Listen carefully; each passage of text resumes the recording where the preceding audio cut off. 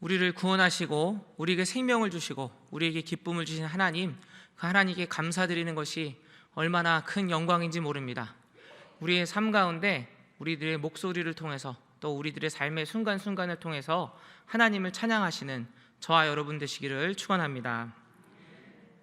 자유는 인간이 가장 원하는 가치 중 한 가지입니다. 그리고 다른 중요한 가치들을 얻기 어려운 것처럼 진정한 자유를 얻는 것도 매우 어려운 일입니다. 감사하게도 우리는 자유민주주의 체제에서 살고 있어서 인간으로서 누려야 할 기본적인 자유를 누리고 있습니다. 이것이 얼마나 큰 은혜인지 모릅니다.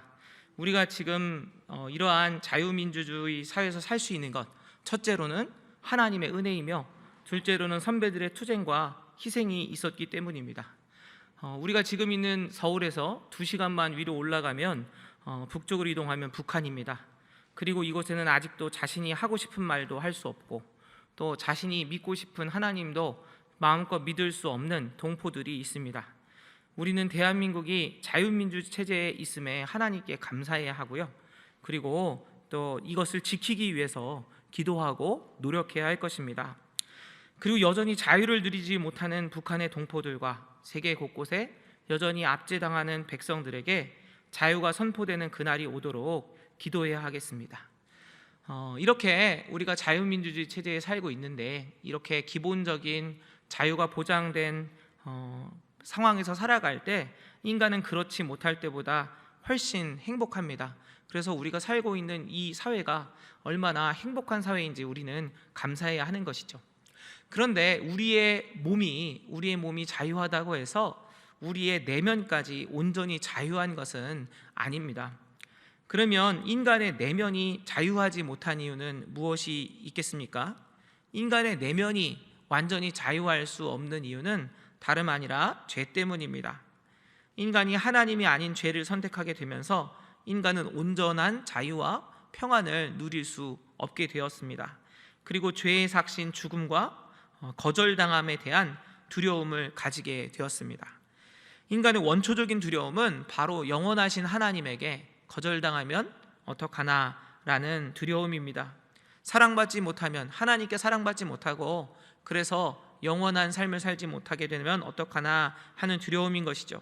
그리고 이러한 두려움은 더 나아가서 사람과 사람들 사이에서도 두려움으로 나타나게 됩니다. 어떻습니까? 사람들에게 나의 약점이 드러나게 되면, 나의 본 모습이 드러나게 되면 사랑받지 못하고 그들에게 받아들여지지 못하면 어떡하나 라는 두려움으로 발전하게 되는 것이죠. 이런 두려움 때문에 아담과 하와는 죄를 범하고 선악과를 먹고서 어떻게 했습니까? 무화과 나무로 옷을 만들어 입고 그리고 수풀로 숨었습니다. 그런데 이렇게 무화과 나무로 가린다고 또 수풀에 숨는다고 하나님의 눈을 피할 수 있습니까? 피할 수 없는 것이죠. 우리가 어리석은 동물들 얘기할 때 새를 얘기할 때가 있습니다. 새를 얘기할 때가 있습니다. 물론 새들 중에도 지혜로운 새들도 있는 것으로 아는데요. 그런데 어떤 새들은 지혜롭지 못한 새들이 있어요. 그래서 인간이 새를 사냥하려고 가다 보면 그 새들이 어떻습니까? 머리만 어디다가 박아놓고 그리고 인간이 보지 못할 것이라 이렇게 생각하는 경우가 있습니다. 그런데 우리가 하나님 앞에 숨는 것도 이와 마찬가지입니다. 우리가 어디로 숨은들 또 어떤 가면을 쓴들 우리가 하나님으로부터 숨을 수 있겠습니까? 그것이 우리를 자유할 수 있게 하겠습니까? 우리는 하나님께서 우리를 보실 때 죄로부터 자유할 수 있는 길이 없다는 것을, 우리 힘으로는 도저히 자신들의 죄와 두려움을 가릴 수 없다는 것을 알아야 합니다. 그럼에도 불구하고 많은 사람들, 역사 속의 많은 사람들은 자신들의 연약함과 죄를 가리기 위해서 일종의 가면들을 썼던 것을 보게 됩니다. 오늘 본문에서 보면 사도 바울은 모세 역시 일종의 가면을 썼다고 말하고 있습니다. 바로 수건입니다. 사실 모세에게는 이 수건은 사실은 가면은 아니었습니다. 왜냐하면 이 수건이 처음에는 영광의 수건이었기 때문이죠. 모세가 하나님께 나아가서 율법을 받게 되었을 때 하나님의 영광으로 인해서 모세의 얼굴도 환하게 빛나게 되었고 그 모세의 얼굴조차 백성들은 감히 쳐다볼 수 없게 되었습니다. 그래서 백성들이 자신의 얼굴을 쳐다볼 수 없기 때문에 모세는 자신의 얼굴에 수건을 덮었던 것입니다. 그런데 이 수건의 광채가 또 모세의 얼굴에서 빛났던 광채가 영원한 광채였습니까? 그렇지 않습니다. 왜냐하면 모세도 하나님의 임재를 떠나게 되면 그 빛을 잃게 되었기 때문입니다. 그래서 사실 모세는 계속해서 수건을 썼던 게 아닙니다. 수건을 쓰다가 백성들을 만날 땐 수건을 쓰다가 하나님께 나아갈 때는 다시 수건을 벗고 하나님을 만나는 것이죠. 그리고 시간이 지나면 지날수록 어떻습니까? 하나님과 대면하지 않을 때는 모세의 얼굴에서도 빛은 사라지게 되는 것입니다. 그래서 이 수건은 율법의 의미를 보여준다고 볼 수 있습니다. 하나님이 주신 율법은 하나님의 선하심과 거룩하심을 잘 보여줍니다. 그리고 그 율법을 받은 모세는 하나님의 임재 가운데 그 역시 빛났던 것입니다. 하지만 하나님의 임재 앞에서, 하나님의 거룩하심 앞에서 모세는 완전할 수 없었고, 그래서 모세도 역시 그 빛을 시간이 지나면 잃게 되었던 것입니다. 하나님의 임재 없이 율법은 사람들의 부족함을 보여주는 도구일 뿐인 것입니다. 그런데 이스라엘 백성은 영광의 광채가 되시는 하나님께 집중한 것이 아니라 수건에 집중합니다. 그 수건이 마치 무엇인가라도 된 것처럼, 그리고 그 수건을 그들의 마음에 쓰고서 자신들이 의롭게 되었다고 생각했습니다. 그들이 썼던 수건은 다양한 의미를 가지죠. 이만하면 나는 괜찮은 사람이라는 착각, 이만하면 선하게 살고 있고, 이만하면 저들보다는 낫다는 생각일 수 있습니다. 실제 이스라엘 백성들이 어떻습니까? 이스라엘 백성들이 우리는 하나님이 선택하신 백성이야, 우리는 하나님께서 주신 율법이 있는 백성이야, 그래서 우리는 율법을 지키니까 그렇지 않은 이방인들보다 우리는 훨씬 나은 민족이야 라고 생각했습니다. 그런데 정말로 그들이 괜찮았을까요? 오늘 말씀은 그들의 마음이 완고하였고, 그래서 그들이 구약 성경을 읽으면서도 그 수건이 벗겨지지 않았다고 기록합니다. 하나님께서 왜 율법을 허락하셨습니까? 그 율법으로 하여금 사람의 죄됨과 연약함을 깨닫게 하기 위해서 주신 것이 율법인데, 그런 사랑의 말씀인데, 이스라엘 백성들은 율법의 참된 뜻은 깨닫지 못하고 율법 지키는 것을 자신들의 죄를 가리는 도구로, 가면으로 사용했던 것입니다. 그리고 그들의 이러한 선택은 자유를 줄 수 없었습니다. 그런데 어떻습니까? 이스라엘 백성들이 그랬던 것처럼 지금의 이 세상 사람들도 여러 가지 가면을 쓰고 살아가지는 않습니까? 진짜 자신의 내면은 숨긴 채 상황과 장소에 따라서, 만나는 사람에 따라서 일종의 가면을 쓰고 살아가는 것이 현대인들의 모습 아닙니까? 때로는 지식 수준을 가면으로 쓰기도 합니다. 내가 이렇게 고상한 지식을 가지고 있으니까 나는 고상한 사람이야, 그런대로 괜찮은 사람이야, 이럴 수도 있고요. 그리고 또 외모의 가면도 있을 수 있습니다. 깔끔함과 준수함으로 내면을 감추는 것이죠. 깔끔하고 착하게 생겼으면 우리는 어떻게 생각합니까? 저 사람 진짜 착할 수 있겠다, 그럴 수 있죠. 그런데 그 외모에 감추어서 그 추악한 내면이 있는 경우도 있다는 것을 우리는 기억해야 할 것입니다. 언젠가 제가 기사를 본 적이 있는데요, 외국의 기사였는데 끔찍한 죄악을 저지른 사람이 있었습니다. 그런데 그 죄악을 저지른 사람의 얼굴이 공개됐는데 이 남자 얼굴이 너무 잘생긴 겁니다. 그래가지고 그 사람을 따르는 팬클럽이 생겼다는 그런 기사를 봤습니다. 실제로 있었던 일입니다. 최근의 일이고요. 그 사람의 얼굴은 그저 그의 악한 내면을 감추는 가면이었을 텐데도 그 가면에 집착하는 사람들이 있었다는 것입니다. 얼마나 사람들이 어리석습니까? 여기까지는 나쁜 것들이라고도 할 수 있는데요, 또 어리석은 것들이라고도 할 수 있는데요, 때로는 의로운 행동과 또 도덕도 우리의 악함을 감추는 가면이 될 수도 있습니다. 물론 선한 행위를 하는 것은 좋은 것이지만 어떤 일정한 선한 행위를 했다고 해서 그것이 그 사람의 인격 모두를 보여주는 것은 아니죠. 이전에는 선한 행위를 했던 어떤 유명인이 그 이후에 또 다른 죄악을 저질러서 우리를 실망하게 한 적이 얼마나 많이 있습니까? 그렇게 이 세상 사람들, 또 때로는 우리들도 가면을 쓰고 살아갈 때가 많이 있습니다. 이런 것에 대해서 또 보여주는 소설이 하나 있는데요, 도리안 그레이의 초상이라는 소설이 있습니다. 주인공인 도리안 그레이는 매우 잘생긴 청년이었는데, 너무 잘생긴 청년이었는데 이 사람에겐 한 가지 걱정이 있었어요. 뭐냐면 내가 나이를 먹고 늙게 되면은 나의 아름다움이 사라지지 않을까, 이 생각을 하고 살고 있었습니다. 그런데 이 사람이 언젠가 어떤 화가가 그 사람의 얼굴을 그리게 되었는데 그 사람의 얼굴을 너무 똑같이 그린 거예요. 그러니까 이 그림을 보면서 이 도리안 그레이라는 사람이 한탄을 하는 것입니다. 내 얼굴은 이제 나이가 들면 들수록 추악해질 텐데 저 그림은 영원히 변하지 않겠구나. 차라리 저 그림처럼 내 얼굴이 영원해지고 나랑 이 초상화의 그림이 바뀌었으면 좋겠다. 실제 나의 모습과 초상화의 그림이 바뀌었으면 좋겠다, 이렇게 생각하고 있었습니다. 그런데 그때 악마가 나타나 그게 속삭이는 거죠. 그렇게 초상화가 대신 늙도록 해줄 테니 나에게 영혼을 다오, 이렇게 얘기를 하죠. 그러니까 이 도리안 그레이가 그렇게 해달라고 하고, 그때부터 도리안 그레이는 실제로 늙지 않게 됩니다. 늙지 않고 얼굴이 계속해서 잘생기고 아름다운 것이죠. 처음에는 잘생긴 외모 때문에 많은 사람들이 그를 따르고 사랑하게 됩니다. 그런데 그 사람의 얼굴은 그렇게 아름다운데 그 내면이 계속해서 추악해져 가는 것입니다. 그래서 그 사람을 좋아했던 사람들이 하나둘 파멸하게 되고, 마지막에는 이 도리안 그레이라는 사람도 자기 자신이 그 추악함을 이기지 못하고 파멸하게 되는 것으로 소설이 끝이 나게 됩니다. 도리안 그레이는 잘생긴 외모만을 귀중히 여기고 내면의 파괴됨은 중요하게 여기지 않았던 것이죠. 결국 그의 변하지 않는 외모는 악마가 준 파멸의 가면이었던 것입니다. 비록 소설이지만 얼마나 많은 사람들이 다양한 가면으로 자신을 숨긴 채 살아가는지 모릅니다.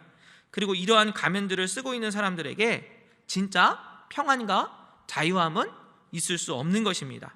그래서 이 시대가 아무리 자유로워져도, 또 아무리 자유롭고 또 모든 것들을 다 주는 사회가 있다 할지라도 사람에게 진정한 자유는 그것으로는 주어질 수 없는 것입니다. 그러면 무엇이 사람에게 진짜 자유를 줄 수 있습니까? 무엇이 진짜 평안을 줄 수 있습니까? 바로 예수 그리스도 안에 거하는 것입니다. 14절 말씀은 그리스도 안에서 수건이 없어질 것이라고 기록하고 있습니다. 모든 사람은 연약합니다. 모든 사람은 죄인입니다. 율법과 양심은 인간이 얼마나 연약한 죄인인지를 깨달으라고 하나님께서 허락하신 선물입니다. 그리고 죄인인 인간은 자신을 구원할 힘이 없는 것입니다. 오직 예수 그리스도 안에 있을 때 우리를 덮고 있는 가면이 사라지고 죄의 문제가 해결될 수 있습니다. 하나님께서는 오늘 말씀을 통해서 우리를 초청하고 계십니다. 하나님께로 돌아오라고, 예수님께로 돌아오라고 말씀하고 계십니다. 자신의 죄와 직면하게 될 때 인간은 다양한 가면을 쓰게 됩니다. 그리고 이렇게 얘기합니다. 이 정도의 죄는 괜찮아. 이 정도는 누구나 넘어져. 나는 그래도 괜찮은 사람이야 라고 생각하고 오히려 다른 사람들을 판단하고 정죄합니다. 그런데 이런 가면을 쓰면 쓸수록 우리는 더욱더 깊은 수렁에 빠지게 된다는 것을 기억해야 합니다. 우리는 우리의 연약함을 알게 되었을 때, 우리가 죄로 넘어지게 되었을 때, 그때 다른 것을 하는 것이 아니라 오직 우리를 진정 자유하게 하시는 예수 그리스도께로 나아가야 합니다. 그리고 우리가 주님께 돌아갈 때 주님께서는 우리의 가면을 벗겨주시고 우리 자신의 모습을 보게 해주십니다. 그리고 우리에게 주님의 음성을 들려주십니다. 그 음성은 이러한 음성입니다. 내가 너를 십자가에서 이미 용서했다. 나는 있는 그대로의 너를 사랑한다. 너는 내 사랑하는 자녀다 라고 말씀하십니다. 성도 여러분, 우리가 진정으로 자유해지는 유일한 길이 무엇입니까? 진리이신 예수 그리스도의 말씀을 듣고 그 음성을 믿는 것입니다. 진리를 알지니 진리가 너희를 자유롭게 하리라. 진리가 무엇입니까? 오직 우리를 진정으로 자유하게 하시고 우리를 사랑하시고 용서하시는 예수 그리스도께 나가는 것만이 우리에게 진정한 자유를 줄 수 있다는 것, 그것이 유일한 진리임을 저와 여러분이 믿게 되시기를 원합니다. 저와 여러분이 이 세상의 다른 거짓말에 속지 마시기를 바랍니다. 이 세상의 거짓말, 너가 이만큼 가지면, 이만큼 똑똑해지면, 이만큼 잘나면 넌 괜찮을 거야, 이것은 거짓말인 것입니다. 우리가 진정으로 자유해질 수 있는 유일한 길은 오직 우리를 자유하게 하시는 예수 그리스도께 나아가는 길임을 저와 여러분이 끝까지 기억하시기를 원합니다. 그리고 이렇게 예수 그리스도의 음성을 듣고 믿는 사람들, 그 사람들이 모인 교회, 이 교회야말로 진정한 자유가 있는 곳입니다. 그러면 교회에는 어떤 자유가 있어야 하겠습니까? 먼저 교회에는 하나님 안에서 자신의 가면을 벗고 자신의 연약함을 드러낼 수 있는 자유함이 있어야 합니다. 세상에서는 자신의 연약함과 죄악을 감추기에 급급하죠. 그래서 아무리 모여도 그 사람들이 겉에서 얘기하는 것 말고는 그 사람의 내면을 알 수가 없는 것입니다. 그래서 진정한 의미의 치유가 세상에서 일어날 수 없는 것이죠. 그러나 교회는 자신들이 죄인임을 인정하는 사람들의 모임입니다. 모두가 죄인이기에 우리는 우리의 가면을 벗고 우리의 연약함을 드러낼 수 있어야 합니다. 서로의 연약함을 고백하는 것, 그것은 바로 서로가 서로의 영적인 가족임을 신뢰하고 함께 기도하며 돕기 위한 시작이 되는 것입니다. 그래서 우리는 자신의 연약함을 고백하는 동역자들을 볼 때 그들을 판단해서는 안 됩니다. 그것이 아니라 나 역시 연약함을 고백할 수 있어야 하고, 또 연약함을 가지고 있는 그 동역자를 위해 격려해주고 사랑해주고 기도해줄 수 있어야 합니다. 교회는 바로 이러한 자유가 있는 곳입니다. 또한 교회에는 진정한 평등이 있습니다. 많은 경우 자유와 평등이라는 가치는 충돌하는 것처럼 여겨지지만, 하지만 진짜 자유가, 모두에게 자유가 되기 위해서는 평등이라는 가치도 함께 이루어져야만 합니다. 만약 공정한 자유가 모두에게 허락되지 않으면 한 사람의 자유는 다른 사람에게 있어서는 슬픔과 고통이 될 수도 있기 때문입니다. 그래서 이 세상이 아무리 자유로워져도 모두에게 완벽하고 동일한 자유가 될 수는 없는 것이죠. 그러나 진정한 교회는 그렇지 않습니다. 예수 그리스도의 피로 구원받은 사람들, 그 사람들은 어떤 상황과 어떤 위치에 있는 사람인지와 전혀 상관없이 완전하게 평등한 자유를 누리기 때문입니다. 바울은 갈라디아서 3장 26절, 28절에서 이렇게 말씀합니다. 너희가 다 믿음으로 말미암아 그리스도 예수 안에서 하나님의 아들이 되었으니 누구든지 그리스도와 합하기 위하여 세례를 받은 자는 그리스도로 옷 입었느니라. 너희는 유대인이나 헬라인이나 종이나 자유인이나 남자나 여자나 다 그리스도 예수 안에서 하나이니라. 성도 여러분, 바울의 이 고백은 놀라운 고백이 아닐 수 없습니다. 지금 이 시대가 아무리 자유로운 시대라고 해도 사람들은 서로 판단하고 비교하고 보이지 않는 계층을 만들지 않습니까? 그런데 바울은 인종이나 종이나 자유인이나 남녀 모두가 예수님 안에서 하나라고 선포하고 있는 것입니다. 이 세상은 결코 완전한 평등이 이루어질 수 없습니다. 그러나 진정 예수 그리스도와 합한 자들이 모인 교회는 세상은 알 수도 없고 이룰 수도 없는 평등과 하나됨이 있는 공동체인 줄로 믿습니다. 저와 여러분이 그리스도 예수 안에서 모두가 하나임을 잊지 마시기 바랍니다. 셋째로, 교회는 서로의 몸처럼 사랑하며 섬길 수 있는 자유가 있는 곳입니다. 이 세상에서는 사랑하는 것도 자유롭지 못하죠. 이루어지지 못하는 사랑이 얼마나 많이 있습니까?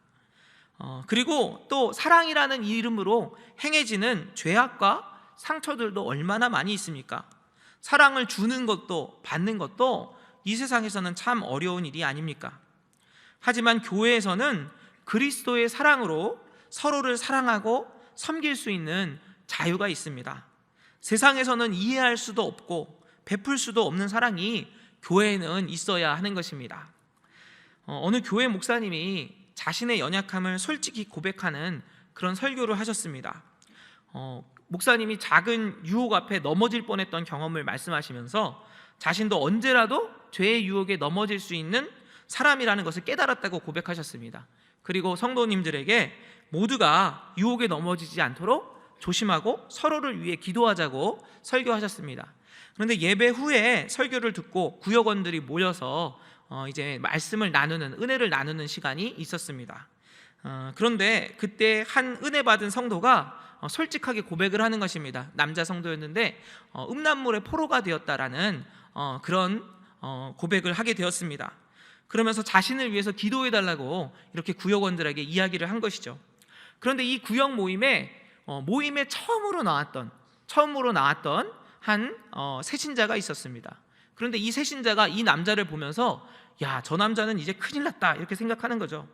이제 저 남자는 모든 사람이 그를 판단하게 되어서 이젠 더 이상 이 교회를 나오지 못하겠구나 이렇게 생각을 했다는 것입니다.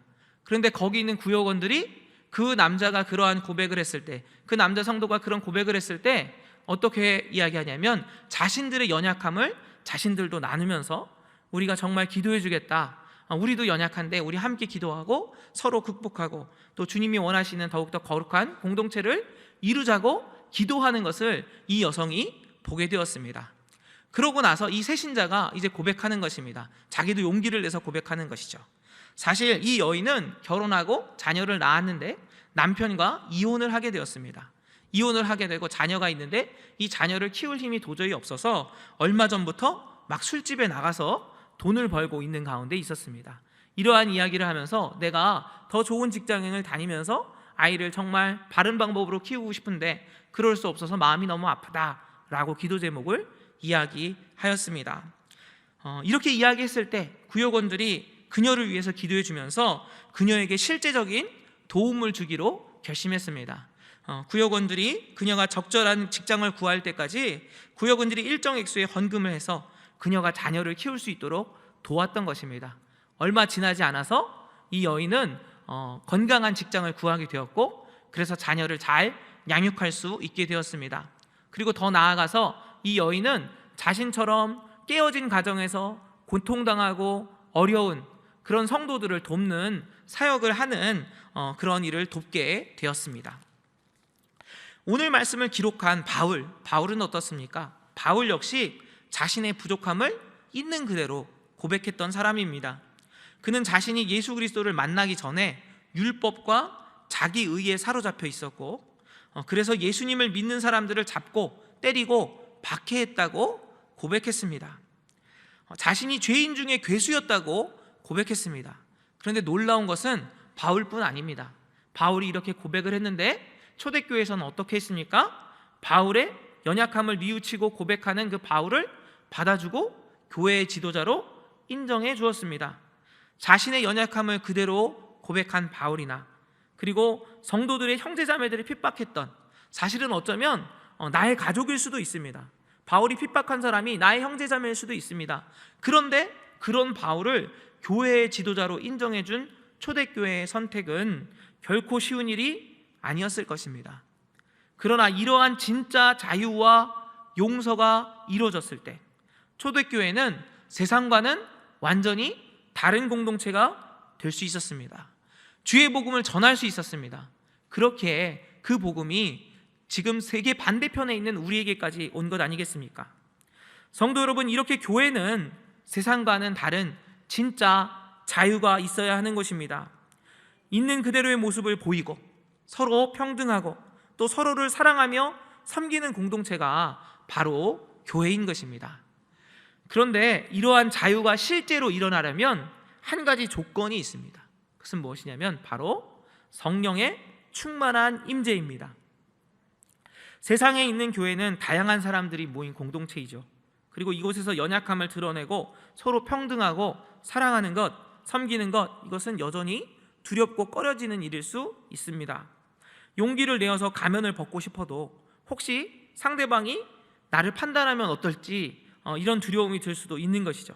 그래서 교회가 진정한 자유로운 공동체가 되려면 우리는 우리를 진정으로 사랑하게 하시고 또 우리를 서로 연합하게 하시는 성령으로 충만해져야만 합니다. 오늘 말씀 17절은 이렇게 기록하고 있습니다. 주는 영이시니 주의 영이 계신 곳에는 자유가 있느니라. 여기서 영은 예수 그리스도의 영이신 성령을 의미합니다. 우리가 성령으로 충만해질 때 우리는 우리의 가면을 벗을 수 있는 용기가 생깁니다. 동역자들도 이 세상의 가치관으로 판단하는 것이 아니라 예수 그리스도의 사랑으로 사랑할 수 있게 되는 것입니다. 예수 그리스도의 사랑으로 사랑하고 용서하고 섬길 수 있게 되는 것입니다. 이것이 바로 초대교회의 비밀이었습니다. 그러면 우리는 어떻게 성령 충만해질 수 있습니까? 성령은 하나님의 영이시기 때문에 전적으로 하나님의 주권에 달려 있습니다. 그런데 감사한 것은 하나님께서는 자신이 괜찮다고 생각하는 사람, 제법 잘났다고 생각하는 사람, 이런 사람들에게 성령을 부어주시길 기뻐하시는 것이 아니라 연약하고 실패하고 내 힘으로는 할 수 없다고 고백하는 사람들에게 성령의 충만한 임재를 부어주기 원하신다는 것입니다. 박영돈 목사님은 그의 책에서 성령 충만은 실패한 이들에게 주시는 하나님의 선물이라고 말씀하십니다. 예수님의 부활을 보고도 여전히 두려워하고 좌절하고 실패하고 그래서 숨어 있었던 제자들에게 성령을 선물로 주셨던 것처럼 하나님께서는 성령을 실패한 사람들에게, 나의 힘으로는 할 수 없다고 나의 연약함을 그대로 고백하는 사람들에게 부어주기 원하신다는 것입니다. 그럼 우리가 해야 할 일은 무엇입니까? 우리가 해야 할 일은 한 가지입니다. 그것은 주님께서 충만히 임재하시기를 간절히 기도하는 것입니다. 성령의 충만함 없이는 죽을 것 같이 간절히 부르짖어 기도하는 것입니다. 또한 이렇게 기도하면서 우리는 회개해야 합니다. 성령의 충만한 임재는 회개 가운데 임하는 하나님의 은혜이기 때문입니다. 우리들의 죄와 연약함을 하나님께 회개하고 하나님께로 삶을 돌이킬 때 하나님께서는 성령으로 충만히 임재하시고 일하시기 시작하실 것입니다. 한국의 기독교는 1907년 평양 대부흥운동의 전과 후로 나누어집니다. 그 이전에도 기독교를 받아들인 사람들이 있었지만 사실 1907년 이전까지는 정말 기독교의 진리 그 깊이까지 간 사람들이 많이 있지는 않았다고 합니다. 그런데 1907년 평양 대부흥운동이 일어나면서 비로소 기독교의 진리가 더욱 전파되고 많은 사람들이 참 그리스도인으로 변화됐다고 합니다. 그런데 이 평양 대부흥운동이 일어나게 된 계기가 바로 1903년부터 일어났던 기도운동이라고 합니다. 그런데 이 기도운동이 진행되는데 우리가 깨어서 기도해야 된다, 이런 기도운동이 진행되는 가운데 하디라는 이름의 외국인 선교사님이 계셨습니다. 이 선교사님은 강원도에서 선교하셨던 선교사님인데 몇 년 동안이나 선교를 했는데 교회를 세웠는데 실패한 경험을 가진 선교사님이었습니다. 그런데 이 선교사님이 기도회 가운데 자신 가운데 있는 죄악을 보게 된 것입니다. 자신이 비록 이 조선 땅에 선교사로 왔지만 조선 일들을 깔보고 교반했던 자신의 모습, 더 하나님께 나아가지 못했던 자신의 모습, 완악한 모습을 이 하디 선교사님이 보게 된 것입니다. 그리고 한국인들도 모여있고 많은 기도하는 사람들이 모여있는 그 자리에서 자신의 죄악을 고백하기 시작합니다. 내가 이렇게 완악한 사람이었습니다. 내가 이렇게 교만한 사람이었습니다. 나의 교만함 때문에 하나님이 아직까지 역사하실 수 없었습니다 라고 이렇게 회개하셨던 것입니다. 그리고 이렇게 회개했을 때 그곳에 모였던 많은 사람들도 함께 회개하기 시작했습니다. 그리고 그 가운데 성령이 충만히 임재하셨습니다. 은사들이 나타나기 시작했습니다. 그리고 부흥의 불길이 불기 시작했습니다. 성도 여러분, 우리가 진정 자유하기를 원한다면 저와 여러분은 성령으로 충만해져야 합니다. 간절히 기도하고 회개함으로 우리의 가면을 예수님께서 벗기시기를 간구해야 합니다. 성령 하나님께서 저와 여러분 가운데 충만히 임재하실 때 저희들 가운데 있는 가면은 벗겨지고 저희들 가운데 진정한 자유가 일어나게 될 줄로 믿습니다. 말씀을 정리합니다. 모든 사람은 완전한 자유를 원합니다. 그리고 우리는 완전한 자유를 얻는 방법이 무엇인지 아는 사람들입니다. 오직 진리이신 예수 그리스도 안에 있을 때 우리는 자유할 수 있습니다. 주의 영이신 성령께서 충만히 임재하실 때 우리는 자유해집니다. 성령 하나님께서 충만히 임재하심을 우리가 간절히 기도하고 회개할 때 성령 하나님께서는 우리가 서로를 평등하게 사랑하며 섬길 수 있게 하실 것입니다. 성령님과 하루하루 동행하심으로 영광스러운 예수 그리스도의 모습을 닮아가시는 저와 여러분 되시기를 축원합니다. 기도하겠습니다. 사랑의 하나님, 저희들에게 참 자유를 허락해 주시니 감사합니다. 진리이신 예수 그리스도 안에 거하게 하시고 성령으로 충만히 임재해 주옵소서. 영락교회가 서로의 연약함을 안아주고 또 서로 사랑하며 서로 섬기는 진정으로 자유한 교회 되게 하옵소서. 예수 그리스도를 닮아감으로 하나님께 영광 돌리게 하옵소서. 모든 말씀 우리 구주 예수 그리스도의 이름으로 기도드립니다. 아멘.